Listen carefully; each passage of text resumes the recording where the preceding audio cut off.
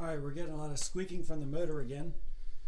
Just to show, the pulley is disconnected. So we're just going to be running the motor here.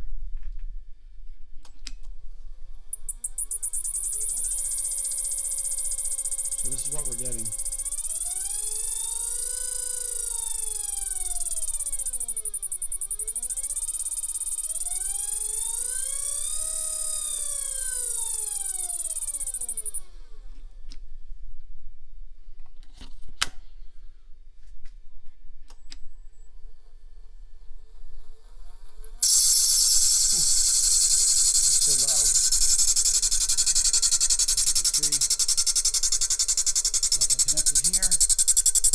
It's all just coming from the motor.